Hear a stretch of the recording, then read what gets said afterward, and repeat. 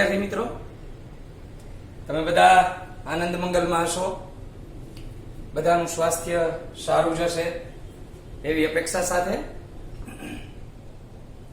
ધોરણ 10 ગણિતની અંદર આપણો અભ્યાસક્રમ એનસીઈઆરટી મુજબનો થઈ ગયો છે અને છેલ્લા 2 વર્ષથી આમ જોઈએ તો લગભગ જૂના જે ચેપ્ટર જે આપણા છે, ગણિતના જે પ્રકરણ છે એના એ જ છે, પણ થોડો ઘણો ફેરફાર કરી અને પેપર સ્ટાઇલ અને એનસીઈઆરટી બેઝ મુજબ આપણે દાખલાની પદ્ધતિઓ થોડીક શીખવાની છે. આ એનસીઈઆરટી માં બીજું નવું કાંઈ છે જ નહીં, થોડુંક પ્રવૃત્તિ બેઝ છે અને સામાન્ય થોડીક તર્ક શક્તિનો થોડોક તમારે વધારે ઉપયોગ કરવો પડે એમ છે. તો આજે આપણે આ વિડીયોની અંદર સૌથી પહેલું અને સૌથી સહેલું એવું જો ચેપ્ટર આપણે ગણીએ તો આંકડા શાસ્ત્રનો આપણે આજે અભ્યાસ કરશું. આ આંકડા શાસ્ત્રથી તમે લગભગ 7મા કે 8મા ધોરણથી પરિચિત છો, પણ થોડોક ડીપમાં વધારે ઊંડાણપૂર્વક અભ્યાસ આપણે 10મા ધોરણમાં શીખવાનો છે. અને જો આપણે વધારે જાણીએ તો 11-12 કોમર્સની અંદર આંકડા શાસ્ત્ર નામનો વિષય જ એક આવશે કે એની એક સ્પેશિયલ તમારે બુક કે એની અંદર પાછા પેટા ચેપ્ટર કેટલા બધા ભણવાના થશે. તો આ આંકડા શાસ્ત્ર શું છે એના વિશે પહેલા તો આપણે સમજીએ. હવે આંકડા શાસ્ત્ર એટલે આમ જો સંધિ છૂટી પાડીએ તો આંકડાનું શાસ્ત્ર, અને ગણિત છે તો આંકડા તો માહિતી આવવાની જ છે. આપણે શું શીખી ગયા છીએ એ થોડું તાજું કરી લઈએ. તો તમને બધાને ખ્યાલ હશે, આપણે સરાસરી, સરેરાશ આવા સમાનાર્થી શબ્દો વાળા થોડા ઘણા મીનિંગ વાળા આપણે શીખી ગયા છીએ, અને આ સરાસરીમાં શું આવતું એ પણ આપણે થોડીક ચર્ચા કરી લઈએ.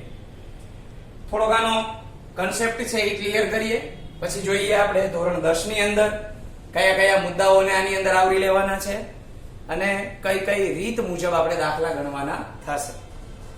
તો આપણે જે જૂનું શીખી ગયા છીએ એની થોડી વાત આપણે કરીએ. તો તમને ખ્યાલ હોય તો આપણે સરેરાશ શબ્દથી પરિચિત છીએ. આ સરેરાશ અથવા તો સરાસરી ધીમે ધીમે આગળ વધતા ગયા. એવી રીતે આ સરેરાશ અને સરાસરીમાંથી તમે ધોરણ 9 માં મધ્યક આવો શબ્દ પણ સાંભળેલો હશે. તમે લગભગ દર વખતે રિઝલ્ટ આવે ત્યારે રિઝલ્ટની અંદર ટકા કઈ રીતે કાઢવા એની પણ વાત કરતા હશો. તો એ પણ આ વ્યવહારનો ઉપયોગ જ થયો, સરેરાશ, સરાસરી અને મધ્યક.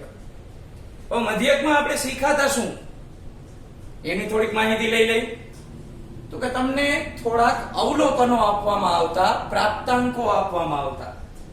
જો આ શબ્દો છે એ થોડાક આપણા ચેપ્ટર બેઝ છે, એટલે અવલોકનો, પ્રાપ્તાંકો, માહિતી, પૃથક્કરણ. અવલોકનો અથવા તો પ્રાપ્તાંકો આપણને આપવામાં આવતા. માની લઈએ કે થોડાક આપણે એક રકમ બનાવીએ જાતે અને ઉદાહરણમાં સમજીએ કે ભાઈ કોઈ એક વિદ્યાર્થી છે, એને અલગ અલગ વિષયમાં આ પ્રમાણે માર્ક મળેલા છે. તો આપણે આ ઉદાહરણ સમજીએ. 50 માર્કની એક્ઝામ છે અને 50 માર્કની પરીક્ષાની અંદર એને અલગ અલગ વિષયમાં અંદાજે આવા માર્ક મળેલા છે. અમુકમાં 23 છે, અમુકમાં 50 માંથી 50 છે, અમુકમાં 32 છે, કોઈ વિષયની અંદર માત્ર 18 માર્ક આવેલા છે અને કોઈમાં 23 જેવા માર્ક આવેલા છે. અત્યારે સમજૂતી માટે માત્ર આપણે ખાલી આ 5 ગુણનો અભ્યાસ કરીએ. એટલે કે મેં અહીંયા માત્ર 5 પ્રાપ્તાંકો લખેલા છે. હવે આનો આપણે મધ્યક કે સરાસરી મેળવવી છે. તો મધ્યક કે સરાસરી આની મેળવવા માટે આપણે સૌથી પહેલા, તમને ખ્યાલ હોય તો આપણે એક આવો સિમ્બોલ સમજી ગયા છીએ જેને આપણે સિગ્મા શબ્દ તરીકે ઓળખીએ છીએ. કમ્પ્યુટરની અંદર, માઇક્રોસોફ્ટ એક્સેલ ની અંદર આ ટાઈપની નિશાની આવતી. તમે જેટલી ડેટા રેન્જ સિલેક્ટ કરો અને સિગ્મા દબાવો એટલે એનો સરવાળો આપમેળે ઓટો સમ થઈ જતો. તો આ સિગ્મા છે એને આપણે અંદાજે સરવાળો એવું આપણે નામથી ઓળખી શકીએ કે સિગ્મા એટલે શું? સરવાળો.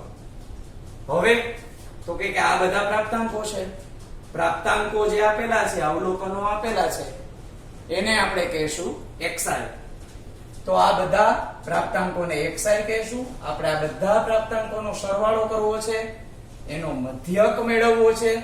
મધ્યકનો સિમ્બોલ શું? તો કે એને કહેશું આપણે x બાર. અને આ ટાઈપનું સૂત્ર આપણે ધોરણ 9 માં શીખી ગયા છીએ કે સિગ્મા xi છેદમાં n. n એટલે આપણા કુલ પ્રાપ્તાંકો. જો આપણે આ થોડું પાયાથી જઈએ છીએ એટલે તમને અત્યારે એવું લાગશે કે આ બધું તો હવે યાદ આવી જાય એવું છે, નથી કઈ પ્રોબ્લેમ આમાં. તો સિગ્મા એટલે હું પ્રાપ્તાંકોનો સરવાળો કરું છું. તો અહીંયા આગળ અંશમાં 23, 50, 32, 18 અને 23 એટલે આપણે અંશની અંદર પ્રાપ્તાંકોનો સરવાળો કર્યો. n એટલે કુલ આવૃત્તિ. કેટલા વિષય હતા? 1, 2, 3, 4 અને 5. તો અહીંયા આગળ હું છેદમાં 5 લખીશ. અંશનો આપણે સરવાળો કરી લઈએ. 3 ને 2 5, 5 ને 8 13, 13 ને 3 16, વધી 1, 2 ને 3 ને 5 8, 9 10 11, 12, 12 ને 2 14. તો 146 અને છેદમાં 5. હવે આપણે આનો ભાગાકાર કરી લઈએ કે ભાઈ 146 અને 5 નો ભાગાકાર કરતા આપણને અપૂર્ણાંકમાં કઈ કિંમત મળે છે? તો 5 2 10, 5 9 45. અહીંયા આપણે પોઈન્ટ આપી દઈએ. 5 2 10. તો 29.2 આપણને x બાર 29.2 આ રીતે મળે. તો જો આ વિદ્યાર્થીને પૂછવામાં આવે કે ભાઈ 50 માર્કની એક્ઝામની અંદર 1 2 3 4 અને 5 આ 5 વિષયોના ગુણની સરાસરી કેટલી મળી? તો 29.2 ગુણ આપણને સરાસરી મળે. તો આ થઈ સામાન્ય માહિતી કે આંકડા શાસ્ત્રની અંદર આપણે આવું બધું શીખી ગયા છીએ. ત્યાર પછી તમને ખ્યાલ હોય તો આપણે મધ્યક, મધ્યસ્થ અને બહુલક આ 3 વસ્તુ આપણે શીખી ગયા છીએ. અને ધોરણ 10 ની અંદર પણ આપણે આ જ વસ્તુને થોડીક આગળ વધારવાની છે. પણ સૌથી પહેલા આ સામાન્ય માહિતી પછી થોડાક મેં તમને કીધું કે અવલોકનો, પ્રાપ્તાંકો, આવા જે શબ્દો છે, વર્ગ સીમા, વર્ગ લંબાઈ, આ બધા જ શબ્દોથી આપણે થોડાક પરિચિત છીએ. હવે એ દરેક વિશે હું તમને થોડી થોડી માહિતી આપી દઉં એટલે તમને ખ્યાલ આવે. જ્યારે જ્યારે દાખલામાં આપણે આ શબ્દોનો ઉપયોગ કરવાનો થાય તો તમને ખબર પડે કે આ વસ્તુ આને આ રીતે કહી શકાય. માહિતી આટલા પ્રકારની હોઈ શકે. અહીંયા આગળ આ ચેપ્ટરની અંદર જો સામાન્ય વાત કરીએ તો 1 માર્કનો એક પ્રશ્ન પૂછાશે. અહીંયા મેં ડિટેલમાં લખીને આપ્યું છે, થોડીક એની ચર્ચા કરી દઉં. 2 માર્કનો એક પ્રશ્ન પૂછાશે. 3 માર્કનો પ્રશ્ન છે, એમાં કદાચ તમને એક અથવામાં ઓપ્શન આપવામાં આવશે, એટલે કે આ જ પ્રકરણનો એક 3 માર્કનો દાખલો આપવામાં આવશે. તો 3 ને 2 5, 5 ને 1 6, 6 ગુણનું આખું આપણું પ્રકરણ થાય. ભૂતકાળની અંદર જ્યારે GCERT અભ્યાસક્રમ હતો ત્યારે આ 8 માર્કનું આખું ચેપ્ટર હતું. અત્યારે એનું વેઇટેજ છે એ 6 માર્કનું છે. તો આપણે આ પ્રકરણની અંદર મધ્યક, મધ્યસ્થ અને બહુલક આ 3 વસ્તુ શીખવાની છે. એના વિશે થોડી આપણે ચર્ચા આગળ વધારીએ.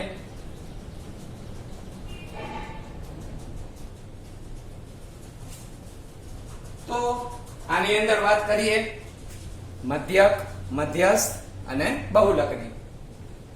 મધ્યક છે એને સંજ્ઞાની દ્રષ્ટિએ આપણે આને x બાર વાંચશું. x ની ઉપર લીટો એટલે એને x બાર કહેવાશે.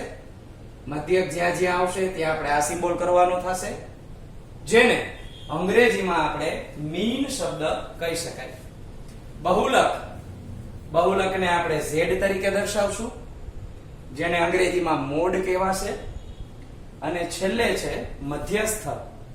મધ્યસ્થ એટલે એમ, અને મીડિયન એને આપણે અંગ્રેજીમાં કહેશું. આ ત્રણેય વસ્તુ આપણે નવમામાં શીખી ગયા. આનું તો મેં તમને ઉદાહરણ પણ આપ્યું. એક સામાન્ય સૂત્ર x બાર બરાબર સિગ્મા xi છેદમાં n. જો આ બંનેની આપણે થોડી ચર્ચા કરી લઈએ. વધારે ડિટેલમાં તો આપણે જ્યારે ચેપ્ટરની અંદર દાખલાઓ શરૂ કરશું ત્યારે આપણે એના સૂત્રને અભ્યાસ કરશું. તો બહુલક એટલે શું? તો હમણાં મેં અહીંયા આગળ એક વિદ્યાર્થીના 5 વિષયના ગુણ લખેલા હતા. આના બદલે હું તમને થોડી માહિતી ચેન્જ કરીને આપું. માની લ્યો કે એક આખા વર્ગની અંદર 30 વિદ્યાર્થીઓની કસોટી આપણે લીધી. તો સ્વાભાવિક છે કે 30 વિદ્યાર્થીઓ પરીક્ષા દેવા માટે બેઠા હોય તો એમાંથી ને ઘણા બધા વિદ્યાર્થીઓને સરખા માર્ક પ્રાપ્ત થયા હોય. ઉદાહરણ તરીકે 25 માર્ક એવા માર્ક છે કે જે 7 થી 8 વિદ્યાર્થીઓને મળ્યા છે. તો અહીંયા આગળ જે 25 માર્ક 25 ગુણ એટલે કે 25મું અવલોકન એ વધારે વખત પુનરાવર્તિત થાય છે, જેને આપણે બહુલક કહેશું. તો સાદી ભાષામાં એની વ્યાખ્યા સમજાવી દઉં. બહુલક એટલે શું? તો કે માહિતી જે આપેલી હોય એમાં જે પ્રાપ્તાંક સૌથી વધારે વખત રિપીટ પુનરાવર્તિત થતું હોય તેને આપણે બહુલક કહેશું. ઘણી વાર તમને એવો પણ પ્રશ્ન થાય કે સર આની અંદર માની લ્યો એવું બને કે 25 માર્ક છે એ 4 વિદ્યાર્થીને છે, 30 માર્ક છે એ પણ 4 વિદ્યાર્થીને છે. તો આ માહિતીનો બહુલક શું ગણવો? 25 ગણવો કે 30 ગણવો? તો જ્યારે આ પ્રકારની માહિતી આપેલી હોય તો એને બહુલકીય માહિતી કહેવાય. એટલે કે એના બે બહુલક મળે. 25 પણ 4 વાર આવે છે, 30 પણ 4 વાર આવે છે. બીજા કોઈ પણ આંકડા છે એ થોડા વધારે વખત આવી રીતના સરખી સંખ્યામાં મળતા હોય તો આ બધા જ આપણા બહુલક કહેવાય. હા, જો 25 3 વખત હોય અને 30 4 વખત હોય તો આપણે બહુલક 30 ને ગણવાનો થશે. એટલે કે જે સૌથી વધારે વખત પુનરાવર્તિત થતું હોય પ્રાપ્તાંક એને જ આપણે બહુલક કહી શકીએ. તો બહુલકની સામાન્ય માહિતી આપી. મધ્યક એટલે સરાસરી થશે, પ્રાપ્તાંકોનો સરવાળો, એની સાથે આપણે ભાગાકાર કરશું પ્રાપ્તાંકોની સંખ્યા. બહુલક એટલે જે સૌથી વધારે વાર રિપીટ થાય છે, પ્રાપ્તાંક પુનરાવર્તિત થાય છે, એને આપણે બહુલક કહીશું. જો અત્યારે હું તમને માહિતી આપું છું એ ધોરણ 9 ને ધ્યાનમાં લઈને આપું છું. એટલે કે આમાં પુનરાવર્તિત પ્રાપ્તાંક થાય છે એ અવર્ગીકૃત માહિતી માટે થાય છે. હવે તમને એમ થશે કે આ નવો શબ્દ શું આવ્યો? અવર્ગીકૃત. એ બધી જ ડિટેલ હમણાં આપણે સમજીશું. છેલ્લો શબ્દ આપણે જે ભણવાનો છે મધ્યસ્થ. તો એની અંદર પણ એવું જ કંઈક થઈ શકશે. મધ્ય એટલે બરોબર વચ્ચે, અને સ્થ એટલે સ્થાન.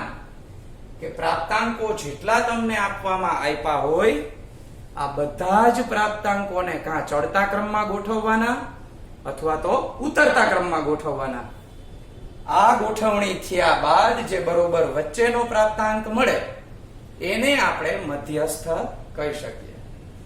મધ્યસ્થની ડિટેલ માટે તમને ખ્યાલ હોય તો આપણે એકી સંખ્યા અને બેકી સંખ્યા, યુગ્મ અને અયુગ્મ, આવું આપણે સૂત્ર શીખી ગયા છીએ. સૂત્રની ચર્ચા આપણે પછી કરશું. અત્યારે બધું તમને મિક્સઅપ થશે એટલે માત્ર આપણે ફોકસ કરશું મધ્યક ઉપર. મધ્યક, મધ્યસ્થ અને બહુલક આ 3 માપ આપણે આમાં શીખવાના છે, જેને મધ્યવર્તી સ્થિતિના માપ કહી શકાય. એક મારી પાસે તમને આ પણ પ્રશ્ન પૂછે છે કે નીચેનામાંથી કયું મધ્યવર્તી સ્થિતિનું માપ નથી? તો તમને મધ્યક, બહુલક અને મધ્યસ્થ આ 3ની તો ખબર જ છે. આ સિવાય ચોથી કોઈ પણ એક બીજી વિગત આપવામાં આવે, વિસ્તાર છે, તો આ છે એ મધ્યવર્તી સ્થિતિનું માપ કહી શકાય નહીં. તો આવી 1 માર્કની વિગત પણ વચ્ચે વચ્ચે આપણે યાદ રાખતા જશું કે કઈ વસ્તુ એમાં પૂછી શકે. ઓકે, તો હવે આપણે મધ્યકની અંદર વાત કરતા હતા. હમણાં 2 શબ્દ તમે જોયા, વર્ગીકૃત માહિતી અને અવર્ગીકૃત માહિતી. પછી ઉધ્વ સીમા, અધઃ સીમા, આ બધું શું છે એ આપણે સ્ટેપ બાય સ્ટેપ સમજીએ. તો સૌથી પહેલા તમને માહિતી આપવામાં આવશે. આ માહિતી છે. માહિતી એટલે આપણી દાખલાની રકમ. આ માહિતીના આપણે બે ભાગ પાડી નાખીએ. તો માહિતીની અંદર સૌથી પહેલા તમે જે 9મા ધોરણમાં શીખી ગયા છો એ હતી અવર્ગીકૃત માહિતી.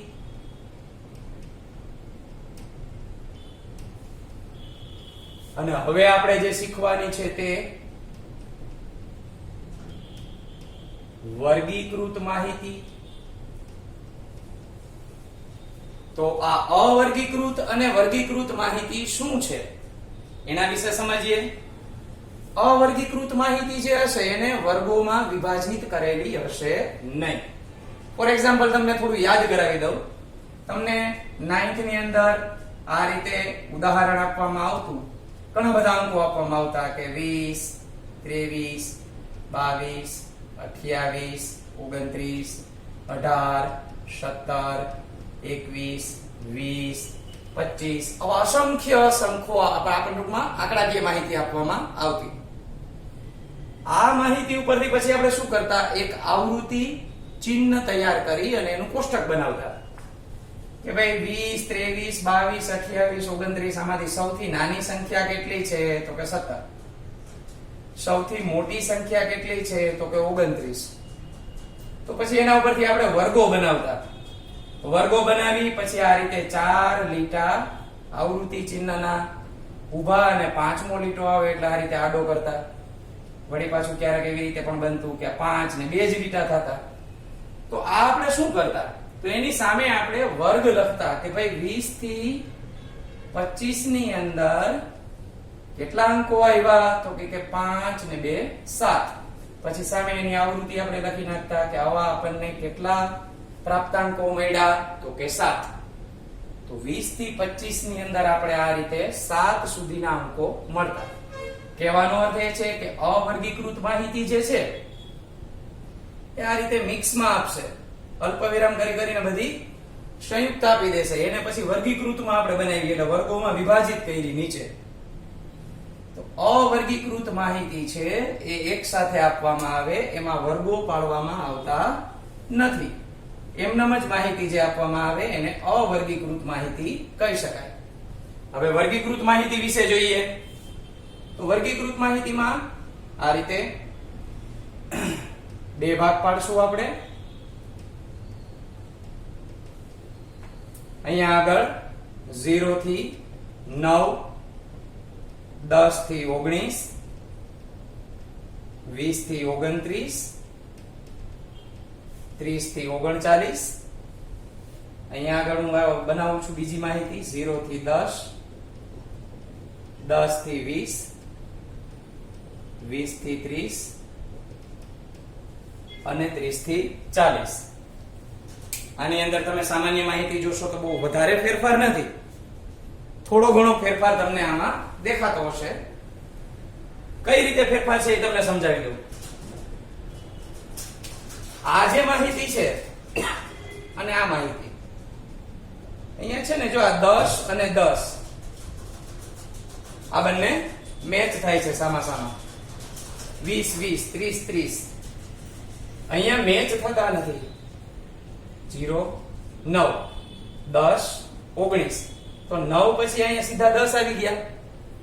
19 પછી સીધા અહીંયા 20 આવી ગયા. તો અહીંયા આગળ આ બંને માહિતીના જે પ્રકાર પડ્યા છે એને આપણે શું કહેશું તો એની વાત કરી દઈએ. આ છે સતત, કન્ટિન્યુઅસ અને આ છે અસતત. હવે તમને એમ થશે કે આ માહિતી તો ઠીક છે, ચાલો 9મા ની અંદર આપણે શીખી ગયા, 10મા ની અંદર આપણે આ શીખવાનું છે. અસતત અને સતત સામે સામે મેચ થાય છે.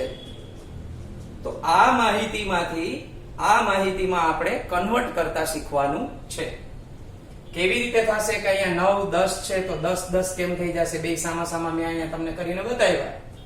કેવી રીતે અસતત માંથી સતત આવૃત્તિ આપણે કરી શકીએ તો એ સમજીએ. તો સૌથી પહેલા તો આપણે એ સમજવું પડશે કે અહીંયા જે આગળની બાજુએ આપેલું છે, આગળ એટલે અધઃ સીમા, અને જે પાછળ વિગતો આપેલી છે એને આપણે કહીશું ઉર્ધ્વ સીમા. તમને એમ થશે સાહેબ આમાં એમ જ છે, આ બધી આગળની છે એને અધઃ સીમા કહેવાય, પાછળ છે એને ઉર્ધ્વ સીમા કહેવાય. તો અધઃ સીમા અને ઉર્ધ્વ સીમાની અંદર આપણે પરિવર્તન કરશું. કેવી રીતે? તો કે ઉર્ધ્વ સીમા બિંદુ અને અધઃ સીમા બિંદુ, પાછળ એક બિંદુ શબ્દ આપણે લગાડવાનો થાય.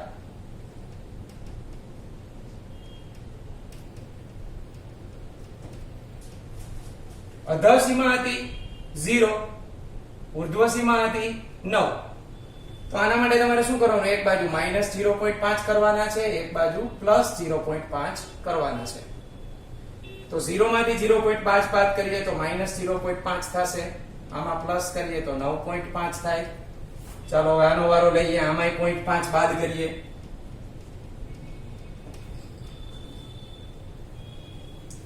ઓગણીસ ની અંદર આપણે +0.5 કરીએ એટલે 19.5. આમાંથી હું 0.5 માઇનસ કરું છું એટલે 19.5. અહીંયા આપણે માઇનસ ખોટા લખીએ છીએ, એક જ જગ્યાએ આવશે. 19.5 માં પછી આપણે 29.5 કરીએ અહીંયા. તો તમે જોઈ શકો છો માહિતી હતી તમારી આ રીતની અસતત, અને હવે એ બની ગઈ છે સતત.